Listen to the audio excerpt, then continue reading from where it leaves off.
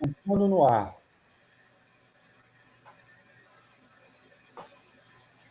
Já estamos ao vivo.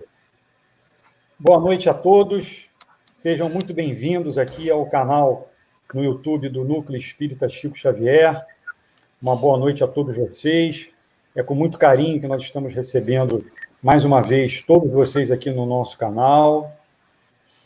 E hoje, no evento de hoje, nós temos a grande satisfação de receber um companheiro muito querido nosso e do movimento espírita, o Marcos Demário.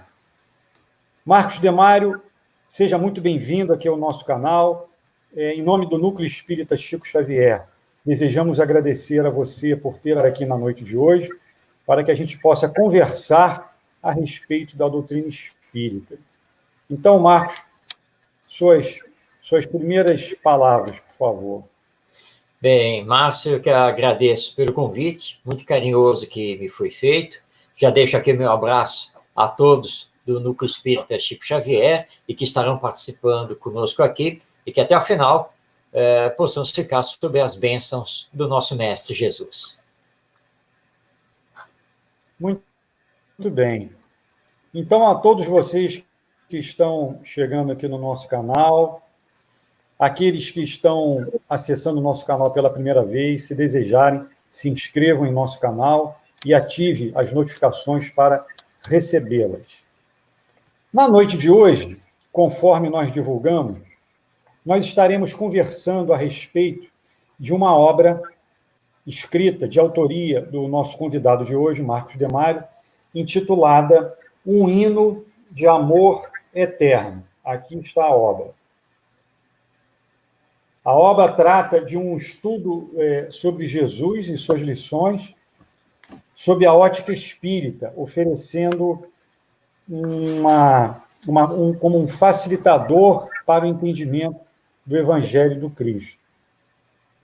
Então, em deferência ao nosso convidado de hoje, a título de página de abertura do nosso evento, nós vamos ler uma página do seu livro, de autoria de Maria Dolores, psicografada por Chico Xavier, intitulada Aviso.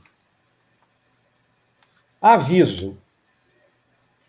Está sendo procurado homem considerado Galileu, 33 anos, pele clara e expressão triste, cabelos longos e barba maltratada, marcas sanguinolentas nas mãos e nos pés.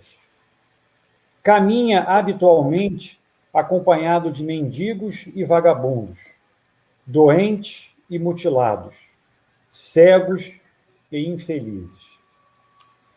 Onde aparece, frequentemente é visto entre grande séquito de mulheres, sendo algumas de má vida, com crianças esfarrapadas. Quase sempre está seguido por 12 pescadores e marginais. Demonstra respeito para com as autoridades, determinando se dê a César o que é de César, mas espalha ensinamentos contrários à lei antiga, como sejam o perdão das ofensas, o amor aos inimigos, a oração em favor daquele que vos perseguem ou caluniam, a distribuição indiscriminada de dádivas com os necessitados, o amparo dos enfermos, sejam eles quais forem, e chega ao cúmulo de recomendar que uma pessoa espancada numa face ofereça a outra ao agressor. Ainda não se sabe se é um mágico, mas testemunhas idôneas afirmam que ele multiplicou 5 pães e 2 peixes em alimentação para mais de 5.000 pessoas, tendo sobrado 12 cestos. Considerado impostor por haver trazido pessoas mortas à vida, foi preso e espancado. Sentenciado à morte, com absoluta aprovação do próprio povo, que o condenou, de preferência a Barrabás, malfeitor conhecido, recebeu insultos e pedradas, sem reclamar, quando conduzia a cruz às costas. Não se ofendeu quando questionado pela justiça, complicando-se-lhe a situação porque seus próprios seguidores o abandonaram nas horas difíceis. Sob afrontas e zombarias, foi crucificado entre dois ladrões. Não teve presentes que lhe demonstrassem solidariedade, a não ser sua mãe, uma frágil mulher que chorava aos pés da cruz.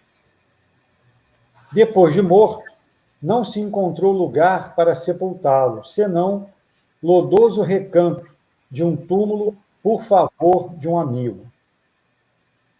Após o terceiro dia do sepultamento, desapareceu do sepulcro e já foi visto por diversas pessoas que o identificaram pelas chagas sangrentas dos pés e das mãos. Esse é o homem que está sendo cuidadosamente procurado. Seu nome é Jesus de Nazaré. Se puderes encontrá-lo, deves segui-lo para sempre. Maria Dolores, psicografia de Chico Xavier, do livro Coração e Vida. Belíssima página, né, Marcos? Sem Muito dúvida. inspirado, né? Muito bem. Então, nesse momento, nós vamos começar a conversar com o nosso convidado a respeito da obra e nós vamos abordar apenas alguns temas de alguns capítulos. E nós vamos iniciar pelo capítulo número 1, intitulado Mestre, Guia e Modelo. Vou colocar aqui nos comentários e vou exibir aqui agora aqui na tela o nosso capítulo. Então, vamos lá. Marcos, capítulo 1, Mestre, Guia e Modelo. Eu me lembro que na obra A Caminho da Luz, Emmanuel, na psicografia de Chico Xavier, esclarece, logo no primeiro capítulo, intitulado A Comunidade dos Espíritos Puros, que ele nos esclarece que, na direção de todos os fenômenos do nosso sistema solar, existe uma comunidade de espíritos puros e eleitos pelo Senhor Supremo do Universo, da qual Jesus é um dos membros. E esse grupo conserva as rédeas diretoras da vida de todas as coletividades planetárias. Então, Emmanuel nos dá uma dimensão, um quadro a respeito do que representa Jesus para a humanidade. Como você vê isso, Marcos, no seu capítulo Mestre, Guia e Modelo? Bem, Márcio, você fez uma excelente lembrança do nosso Emmanuel, no livro A Caminho da Luz. Jesus, quando esteve aqui conosco, para nos trazer a lei de amor e o funcionamento da lei divina, ele só aceitou um título, que é o título de mestre. Embora as pessoas, naquela época, contagiadas pelo magnetismo de Jesus, o chamassem de bom, ele refutou dizendo que bom, somente Deus, porque Deus é a perfeição. E que mestre, sim, era o título que ele aceitaria, porque mestre representava a missão que ele tinha que cumprir aqui na Terra, que era de nos ensinar a lei divina, e dentro da lei divina, a lei de amor. Lembrando que mais de 2000 anos atrás, quando ele esteve conosco, nós éramos ainda muito belicosos, vivíamos sempre em guerras, o egoísmo e o materialismo predominavam de forma muito brutal, e o próprio Deus era considerado pelos judeus, na época, como um ser vingativo, um ser parcial. E Jesus vem dizer que não, que ele é o Pai, é a perfeição absoluta, é aquele que traz a misericórdia. E dentro disso, então, a lei de amor. E não mais o olho por olho, dente por dente, e sim, né, o amai-vos uns aos outros. E Jesus também complementou, para que não houvesse dúvida, amai-vos uns aos outros, e para que possamos fazer isso, temos que fazer ao próximo somente aquilo que gostaríamos que o próximo nos fizesse, que é a chamada regra de ouro do Evangelho, ou regra de ouro da educação. Com o advento do Espiritismo, a partir de 1857, nós encontramos em O Livro dos Espíritos, a questão 625, onde, então, Allan Kardec indaga dos espíritos superiores, onde nós, espíritos reencarnados, imperfeitos, onde nós podemos encontrar um guia, um modelo, para que nós possamos seguir. E os espíritos responderam simplesmente Jesus. Então nós ficamos sabendo que, além de mestre, ele também é o guia e modelo da humanidade. Mas por quê? Porque ele é o espírito mais perfeito que Deus nos concedeu para conhecermos aqui na Terra. E aí, então, na sequência do avanço da doutrina espírita, vem Emmanuel e diversos outros espíritos, por diversos médiuns, corroborar isso que está lá em O Livro dos Espíritos, para nos informar que, de fato, Jesus é o governador espiritual do nosso planeta e faz parte dessa pleiade de espíritos crísticos que comandam toda a nossa galáxia, todo o sistema solar. Então, essas informações não distanciam Jesus de nós, como alguns até pensam. Pelo contrário, quem criou esse distanciamento entre nós e Jesus fomos nós mesmos, ao longo da história, através da teologia católica e depois da teologia protestante, aqui no Brasil, né, conhecido como movimento evangélico. Nós é que criamos distanciamento, colocamos Jesus num patamar muito alto, como se ele não estivesse conosco. Mas ele é o nosso governador, é o Espírito Superior, perfeito, que nos ama e que está sempre conosco. E que nós podemos, sim, senti-lo e viver com ele através dos nossos esforços em nos moralizarmos, nos espiritualizarmos, o nosso contato com ele através da oração. E essa mensagem poema da Maria Dolores, que abre o meu livro e que você utilizou agora para abrir essa nossa live, é extremamente tocante, porque Jesus está conosco, mas nós temos que perguntar, eu estou com Jesus? Por isso Maria Dolores coloca, né, que se nós o encontrarmos, e ela não está falando a nível físico, mas se nós o encontrarmos a nível de coração, sentimento, a nível espiritual, que é a alma, nós devemos segui-lo com todos os nossos esforços. Então, para nós espíritas, guia e modelo não é o artista de ocasião, não é o personagem ali de quadrinhos ou de filmes. Guia e modelo é Jesus, porque ele personifica efetivamente o amor e ele é o real mestre, porque é o mestre das nossas almas. É assim que eu entendo, com a doutrina espírita, essa visão de Jesus como mestre, guia e modelo da humanidade.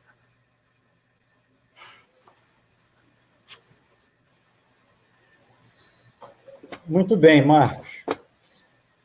Passemos, então, para o capítulo 5, intitulado O que Jesus representa.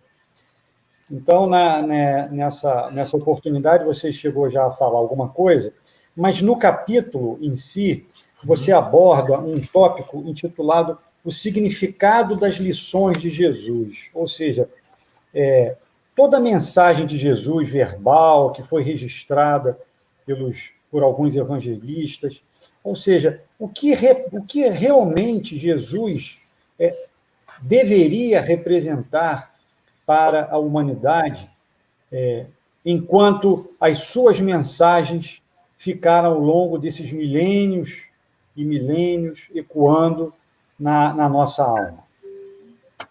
Bem, o Espiritismo tem a chave, não é verdade? Porque se nós não entendermos a imortalidade da alma, a vida futura, ou seja, né, que a morte não existe, se nós não entendermos a reencarnação, nós não conseguimos entender Jesus. Sem essas chaves que o Espiritismo nos dá, se nós pegarmos o Novo Testamento, então o Evangelho de Mateus, Marcos, Lucas e João, nós vamos ver passagens muito enigmáticas e que, ao longo desses 2 milênios já, se perderam em discussões teológicas que não conseguiram apreender efetivamente o significado de Jesus, que, primeiro, ele foi confundido dentro da teologia católica com Deus, com a criação da Santíssima Trindade. O entender Jesus, o seu significado, ficou meio que disperso, perdido em discussões teológicas que não chegavam ao povo, não chegavam ao nosso entendimento de pessoas comuns. Então, durante muito tempo, Jesus ficou meio que perdido para nós. Qual é o seu significado? Lembrando, Márcio, e a todos que estão nos acompanhando, que durante mais de 1000 anos, os rituais católicos, então, as missas, etc., tudo era feito numa língua morta, que é o latim.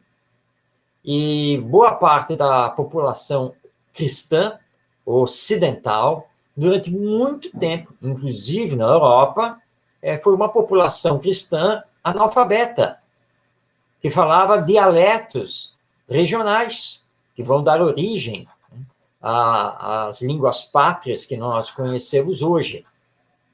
Ora, se a Bíblia, né, o Novo Testamento, estava em latim, os ensinos dados eram em latim, Jesus virou uma estátua crucificada, né, uma estátua de gesso ou de madeira, lá num crucifixo, como se fosse alguém muito longe de nós. Como que nós iríamos compreendê-lo e a extensão do seu significado?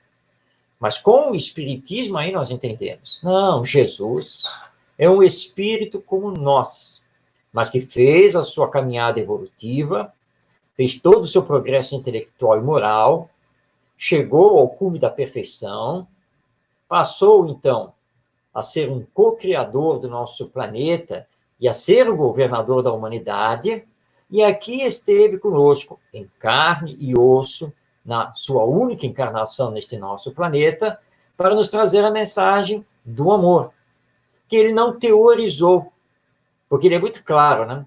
Amai-vos uns aos outros como eu vos amei. Porque Jesus foi o exemplo daquilo que ensinou. Ele não era simplesmente teoria.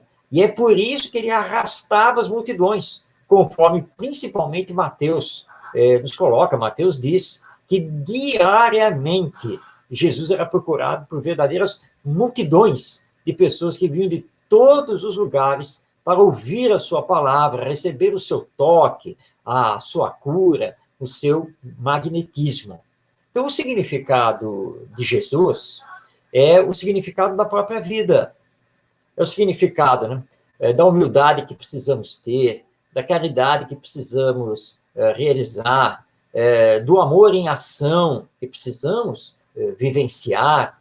Então, esse significado de Jesus é muito profundo, tanto que ele dividiu a humanidade, a história da humanidade, em antes e depois dele. E não haveria como não ser diferente. Mesmo as doutrinas religiosas orientais, elas reconhecem Jesus como um mestre, um sábio, um grande profeta, e tem toda uma reverência a Jesus, lembrando aqui o Mahatma Gandhi, lá na Índia, que certa vez ele disse que se a humanidade sofresse assim, né, um cataclismo, né, enorme, né, mundial, né, e que tudo se perdesse, mas sobrasse um exemplar do Sermão da Montanha de Jesus, a humanidade teria tudo do que ela necessita. Olha que significado maravilhoso. E de saber que Jesus, apesar de ser o nosso governador espiritual, ele está sempre conosco. Basta lembrarmos dele, apelarmos a ele. E em nome dele nós vamos receber também, né, o auxílio dos bons espíritos. Esses companheiros e companheiras que, na dimensão espiritual, estão sempre nos auxiliando e servindo ao nosso Mestre Jesus, em nome do amor. Então, esse é o grande significado, nosso divisor de águas.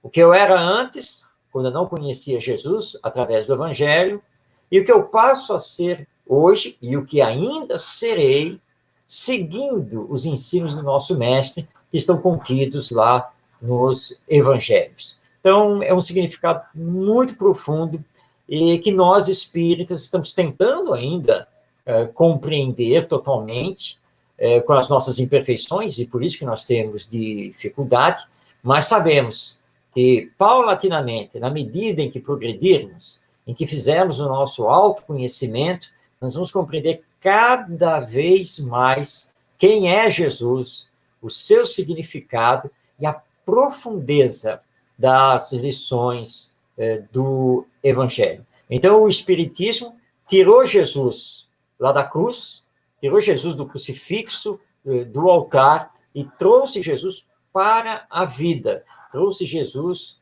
para nós, mostrando então que é Ele a quem nós devemos seguir, agradecer e fazermos todos os esforços para estarmos com Ele.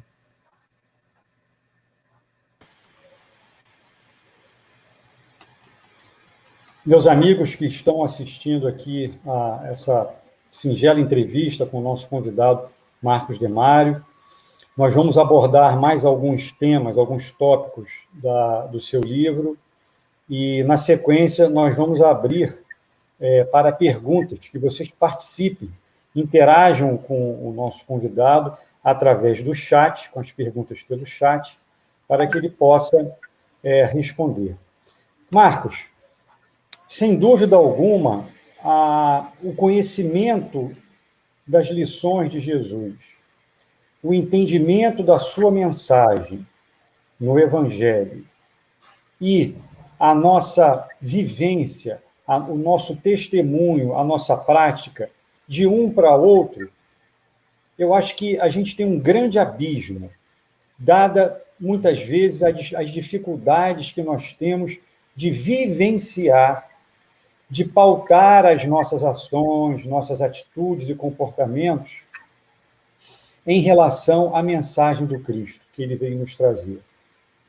E eu vou te passar a palavra com uma pergunta que está exatamente no capítulo 11, intitulado Vivendo algumas lições do Evangelho, que consta no seu livro. Então, eu vou te passar com a seguinte pergunta que está lá nesse capítulo. Vou estar exibindo aqui o capítulo. Marcos, com Jesus, a nossa vida fica mais fácil? Muito bem. Essa questão da teoria e da prática precisa ser muito debatida. Já dizia nosso querido economista, jornalista, comentarista Joelmir Betting, que na prática a teoria é outra. Mas só que nós precisamos aproximar cada vez mais a teoria da prática. Ou seja, aquilo que nós estudamos e que a razão nos diz que é mesmo aquilo, mas que na hora de vivenciarmos, nem sempre nós conseguimos. Mas eu vou trazer aqui, para essa nossa conversa, para essa nossa reflexão, o nosso querido Paulo de Tarso, esse grande apóstolo do Evangelho, quando ele disse que ele não conseguia fazer todo o bem que ele queria e ainda fazia o mal que ele não queria. Porque Paulo estava se situando no mesmo patamar nosso, um ser humano, um espírito reencarnado, muito longe ainda da perfeição, e que, portanto, tem dificuldades em afirmar que é preciso fazer ao próximo somente aquilo que gostaríamos que o próximo nos fizesse e colocar isso em prática com as pessoas das suas relações, as chamadas relações interpessoais. Nós temos dificuldade, mas é possível, claro que é. E se conseguirmos viver com Jesus, ou seja, se conseguirmos colocar em prática as lições contidas no Evangelho, sim, a nossa vida fica muito mais fácil. Porque nós vamos conseguir, por exemplo, perdoar, que é um problema seríssimo ainda entre nós. Às vezes as pessoas dizem, olha, eu até posso desculpar, mas não quero mais ver pela minha frente. Olha o problema que nós temos. Porque na hora lá da palestra, lá do grupo de estudo, lá no Centro Espírita, nós concordamos e falamos muito bem sobre essa grande lição de Jesus, do perdão das ofensas. Mas quando saímos e vamos para o nosso dia a dia, nós temos problemas para vivenciar. Mas ter um problema não é o problema. A questão é quando você identifica essa sua dificuldade, mas não faz esforços para se melhorar, para superar essa dificuldade e começar efetivamente a perdoar, a amar, a estender a mão, a desculpar, a auxiliar, porque é o que o Evangelho nos pede. O Evangelho nos pede, por exemplo, que combatamos em nós o egoísmo e o orgulho, substituindo-os pela caridade e humildade. O Evangelho fala o tempo todo da necessidade da nossa autoeducação. Mas o que acontece é que nós queremos que os outros vivenciem Jesus. Os outros. E não olhamos para nós. Mas nós não temos que nos preocupar com os outros. Precisamos nos preocupar conosco mesmo. Eu preciso colocar em prática aquilo que eu estudo e que a minha razão diz que é certo. Então, eu preciso fazer esse esforço. O esforço para vencer a mim mesmo. Ou seja, as minhas imperfeições, que eu já venho trazendo de longa data, e que preciso substituir pelas minhas qualidades morais, ou melhor dizendo, pelas virtudes. Ou seja, ser cada vez mais compreensivo, mais tolerante, mais paciente, mais humilde, mais caridoso, mais fraterno, mais solidário, mais respeitoso, e assim por diante. E eu estou aqui reencarnado para dar continuidade ao meu aprendizado de amar o próximo. Então, quando eu consigo fazer isso, e é estar, então, com Jesus, ou seja, verdadeiro discípulo com o mestre, tudo fica melhor na vida, tudo fica mais leve, você vai dormir com a consciência tranquila, você tem a leveza do espírito, você deixa de ser o caminhão de lixo emocional, como nos diz Joana de Ângeles, através do Divaldo Franco, porque você perdoa, você não carrega mágoas, você não tem rancor de nada, você compreende a justiça divina, sabe que os acontecimentos na sua existência têm a sua razão de ser. Deus é justo e também misericordioso. Jesus veio representar o amor. Então, se eu vivo com ele, é claro que eu vou viver bem melhor. Então, tenhamos todos certeza absoluta. A hora que, efetivamente, tirarmos as lições da teoria para colocá-las em prática na nossa vivência diária com os outros, a nossa vida vai ficar muito mais leve, muito mais fácil, muito mais simples e faremos uma grande conquista de ordem espiritual, da qual receberemos todos os louros quando retornarmos ao mundo espiritual.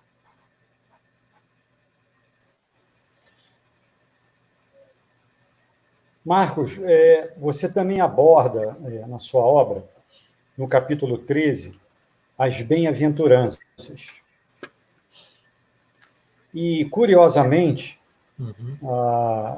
isso nos remete à figura incomparável de Eurípides Barçanufo, que antes de abraçar a doutrina espírita era católico, muito estudioso, mas ele tinha ainda algumas dúvidas no entendimento mais apropriado sobre as bem-aventuranças. Então, há vários biógrafos de Eurípides que esclarecem como ele foi acordado, levado para o espiritismo, mediante um esclarecimento mediúnico, à sua época, a respeito das bem-aventuranças. Nesse capítulo 13 da sua obra, você poderia nos falar a respeito dos bem-aventurados, os aflitos? Muito bem, Márcio. Aliás, um tema muito importante, porque nós estamos ainda às voltas com as dores e os sofrimentos, e quando você lê essa bem-aventurança lá no Evangelho de Mateus, fica realmente uma grande dúvida.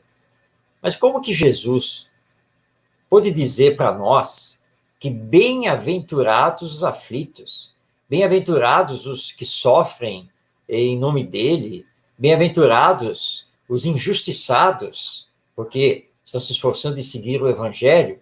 Então eu só conquisto a minha perfeição, eu só adentro ao reino dos céus, como se dizia na época de Jesus, se eu sofrer. Mas o Espiritismo não diz que a lei é de evolução e que o planeta Terra já foi mundo primitivo, está mundo de expiações e provas, mas em processo para ser mundo de regeneração. E que no mundo de regeneração, o bem vai sobrepujar, vai ser maior do que o mal. Ora, se a lei de evolução é essa, e a humanidade vai sempre evoluindo moralmente, a dor e a aflição deixarão de existir aqui no planeta, na nossa humanidade, num determinado tempo. Então, como é que fica esse ensino de Jesus, bem-aventurados os aflitos? O mestre errou? Foi isso? Não, ele não errou. Acontece que para entender essa bem-aventurança, nós precisamos entender a vida futura e a reencarnação. São as chaves. Sem isso você não entende. Ele não quis dizer que nós tenhamos que baixar a cabeça para a dor, o sofrimento, as aflições, e dizer assim, tudo bem, não tem problema, eu sei que eu mereço isso aí deve ser o meu karma, e eu tenho que aguentar. Vamos aqui esclarecer que esse termo karma não pertence à doutrina espírita. E o seu significado nada tem a ver com os ensinos do espiritismo. Karma, na sua origem, significa algo que é irremediável, que você não pode modificar e que você tem que levar. Lá na Índia, hoje, claro, a lei derrubou a questão das castas, pelo menos a nível legal, as castas não existem mais. A nível social, infelizmente, elas ainda existem, mas na Índia, se você nasce um pária, e o pária é o miserável, o renegado lá da sociedade, pária você sempre terá que ser. Você só pode mudar essa condição numa próxima encarnação. O Espiritismo não prega isso. O Espiritismo fala em resignação.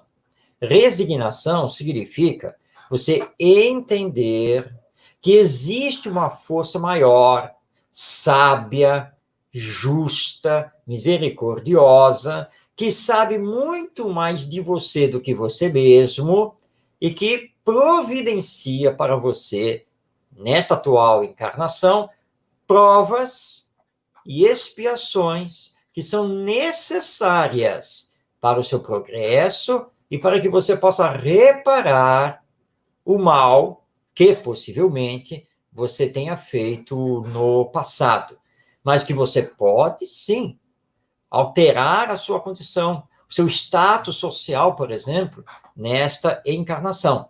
Então, nós compreendemos que nós precisamos, diante das aflições pelas quais ainda temos que passar, que temos que ter resignação, fé e coragem para seguir em frente. Como dizia o nosso querido Leopoldo Machado, para frente e para o alto. E aí, então, esclarece, sim, bem-aventurados os que sofrem a injustiça humana. Bem-aventurados os que sofrem por tentar se modificar e estar com Jesus e seguir o Evangelho.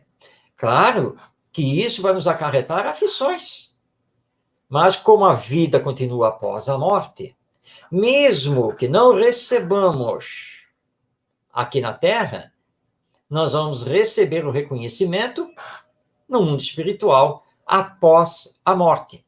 Então, é bem-aventurado todo aquele que supera as questões de ordem material e se entrega à conquista e vivência das questões de ordem espiritual.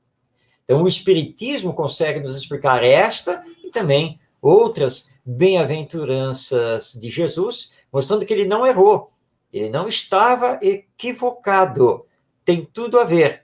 E lutar pela nossa moralização, lutar pela ética, pela solidariedade, pela moralização da humanidade, é ainda uma luta muito árdua, que traz para nós muitas dores, muitos sofrimentos. Fazer o autoconhecimento, no famoso conhece-te a ti mesmo, exige de nós abnegação, renúncia. Então, nada disso é fácil no mundo de provas e expiações. Mas nós ganharemos 100 por 1 depois da morte, por termos conseguido fazer essa realização, e aí nós vamos agradecer a Jesus, e sem dúvida alguma vamos dizer a ele, Senhor, de fato, bem-aventurados os aflitos por causa do Evangelho e do amor.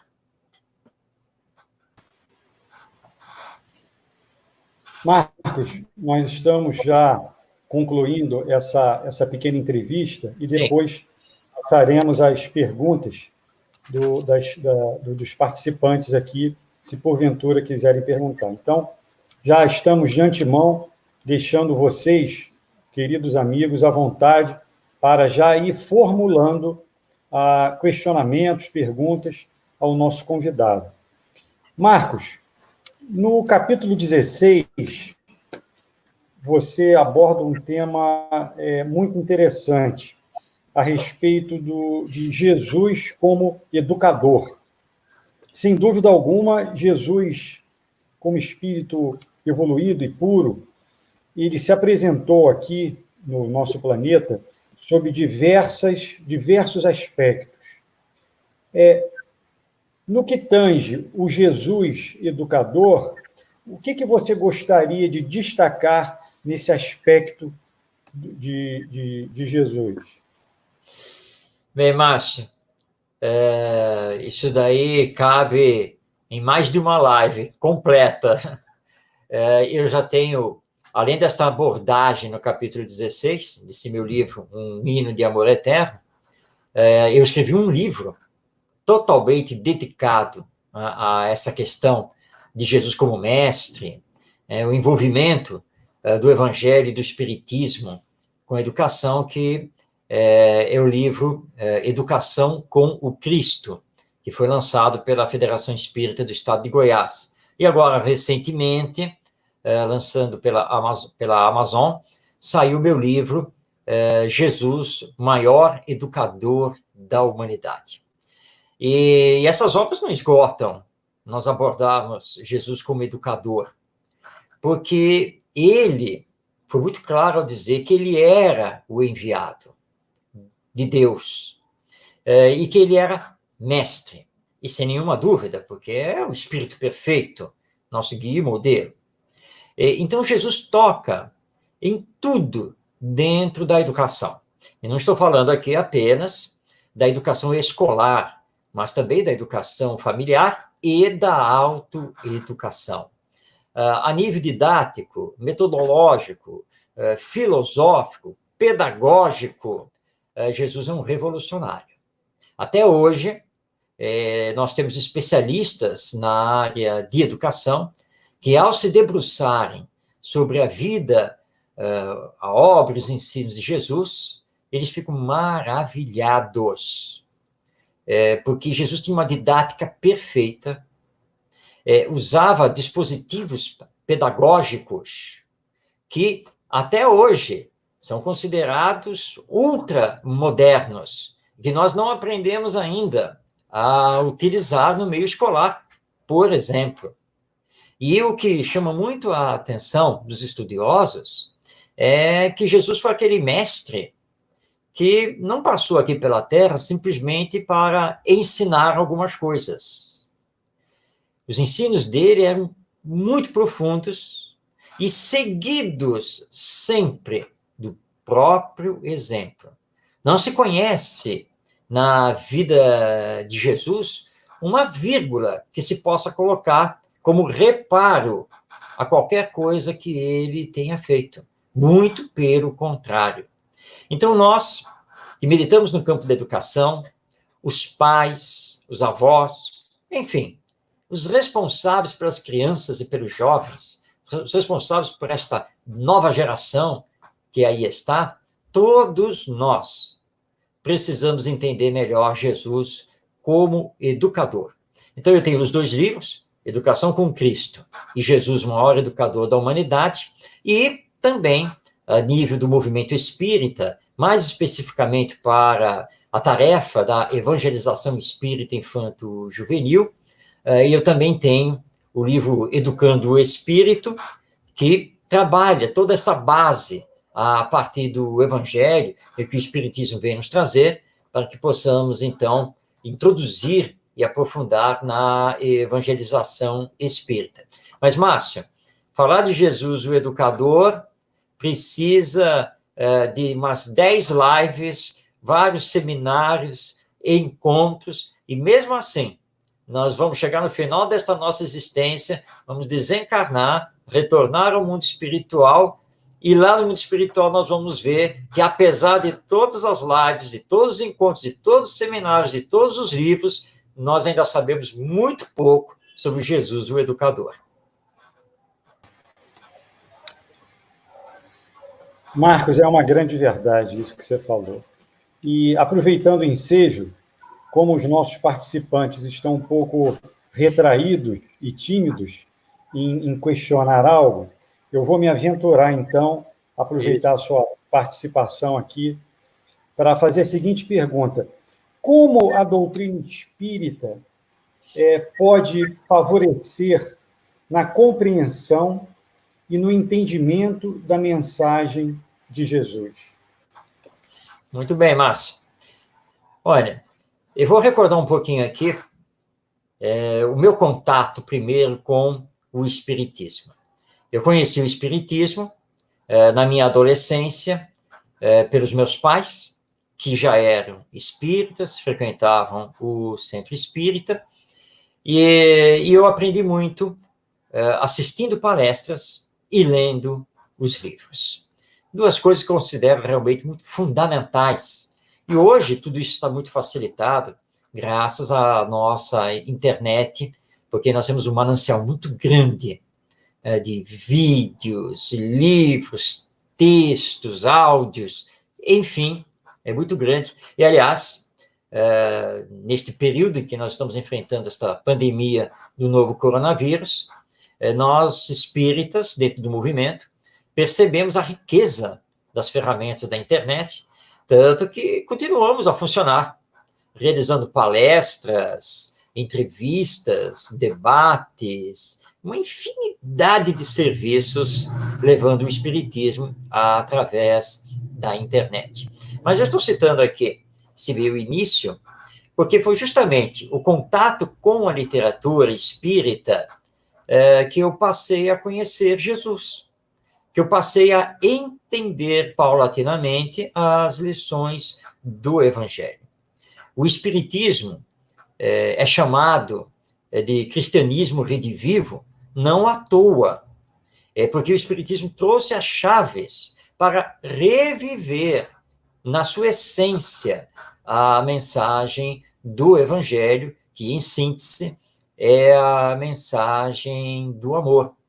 Então, quando o Espiritismo nos explica quem eu sou, de onde eu vim, o que eu estou fazendo aqui e para onde vou, com as chaves da imortalidade da alma, da vida futura e da reencarnação, eu consigo compreender perfeitamente as lições do Evangelho, que o catolicismo e o protestantismo, sem terem essas chaves, apesar de serem, claro, doutrinas espiritualistas, não conseguiram, ao longo de mais de 1 milênio e meio, nos explicar. Então, o Espiritismo, ele é muito importante. O Espiritismo não quer modificar as outras religiões, mas o Espiritismo quer tirar do ateísmo e do materialismo os incrédulos, os que em nada acreditam ou que estão em cima do muro, porque justamente as outras doutrinas religiosas não conseguem explicar as suas dúvidas. Então, eu tive esse encontro com o Evangelho graças ao Espiritismo. E também não é à toa que o Evangelho segundo o Espiritismo de Allan Kardec seja o terceiro livro da codificação, porque havia essa necessidade de trazer o Evangelho na visão espírita, para que então mostrássemos aos homens, a toda esta humanidade, que o Espiritismo é a grande chave para realmente abrir a compreensão do Evangelho, dos ensinos de Jesus.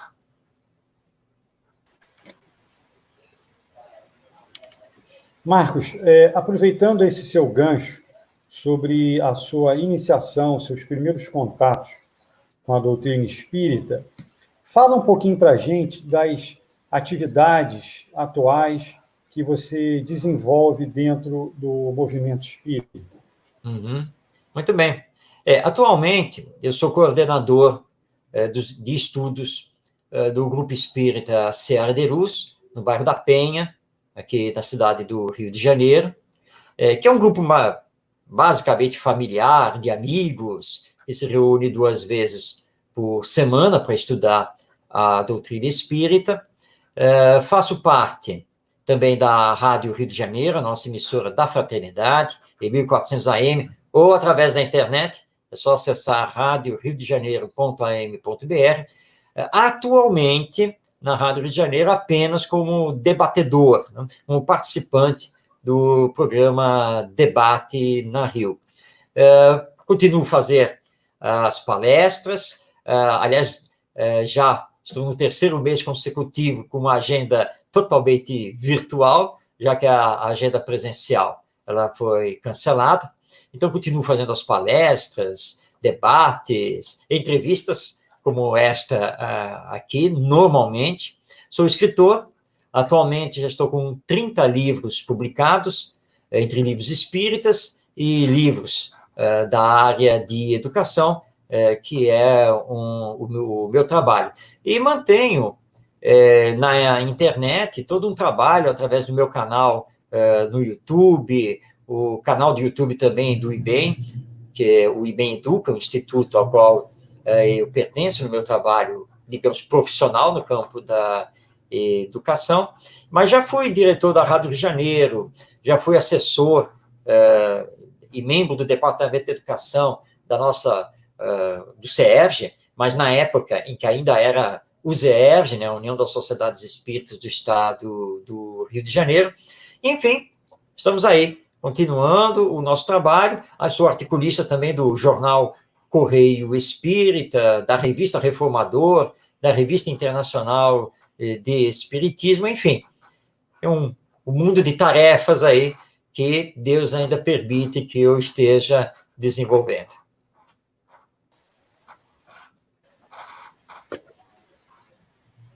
Marcos, nós temos uma pergunta aqui da Luciene Pontes. Luciene, agradecemos a sua participação na formulação dessa pergunta.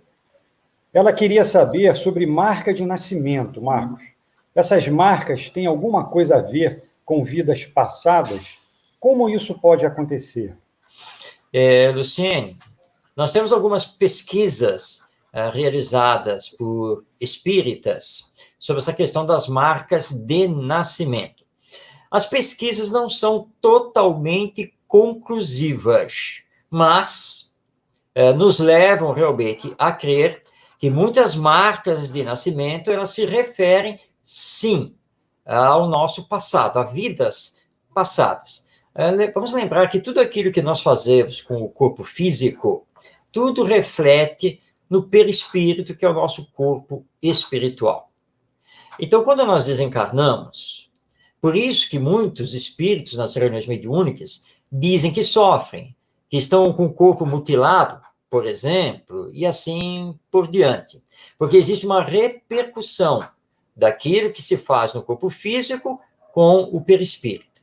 Mas o perispírito é um corpo fluídico. Mas só que ele mantém a marca por causa do nosso pensamento. Ou seja, o espírito não consegue mudar o seu pensamento, ele continua vivenciando aquilo na sua mente. Então, a marca fica no perispírito. Essa marca alojada no perispírito, quando vier o processo para a próxima reencarnação, como o perispírito é o modelo organizador biológico do novo corpo, na nova encarnação, esse novo corpo, com grande probabilidade, irá receber determinadas marcas que estão no perispírito. Ou seja, o perispírito, como modelo do corpo, ele vai impregnar o novo corpo com aquilo que ele ainda mantém. Então, muitas marcas de nascença pesquisadas mostram, por exemplo, que aquela marca também pertencia ao bisavô ou ao avô, por exemplo.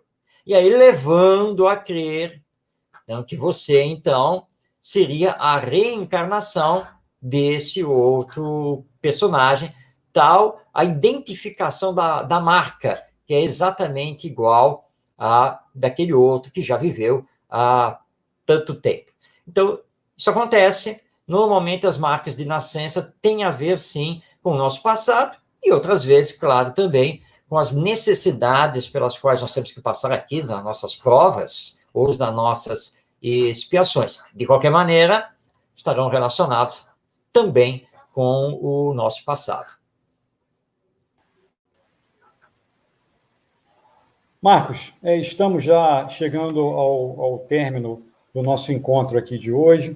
Não temos mais perguntas. Eu gostaria de passar a você para que você faça as suas considerações finais e despedidas, por gentileza.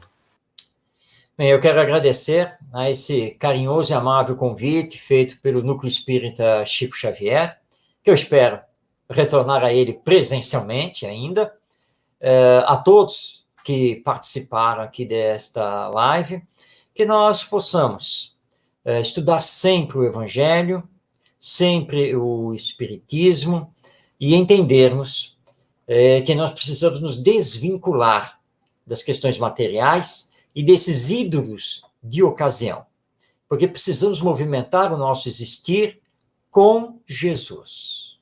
Termos o Evangelho como a luz orientadora da nossa existência.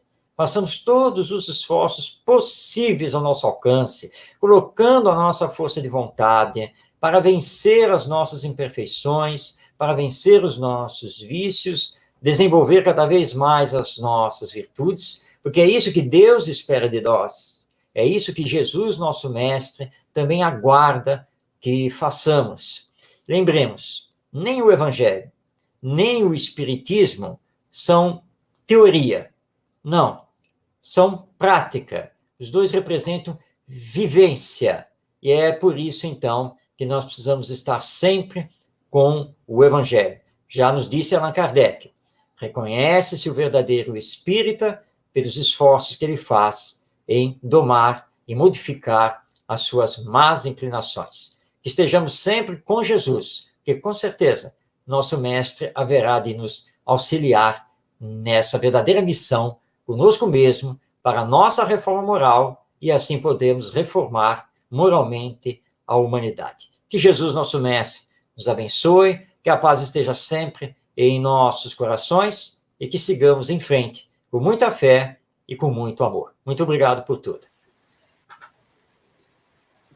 Marcos, nós temos um comentáriozinho aqui final da Irma Ferrari, que é uma companheira nossa lá da casa do núcleo, que diz que tem um sobrinho que tem uma marca de nascença e a filha veio com a mesma marca. Marcos, mais uma vez queremos agradecer, em nome do Núcleo Espírita Chico Xavier, a sua gentileza de estar aqui hoje conosco, de ter participado, ter aceitado o nosso convite. Esteja certo que muito em breve, quando a situação for mais apropriada, nós o convidaremos para que, efetivamente, você venha nos visitar mais uma vez, presencialmente, lá no Núcleo. A todos que participaram aqui conosco, assistiram esse nosso encontro, o nosso agradecimento, nossa boa noite e até uma próxima oportunidade. Marcos, muito obrigado. Fique com Deus. Sim, um grande abraço.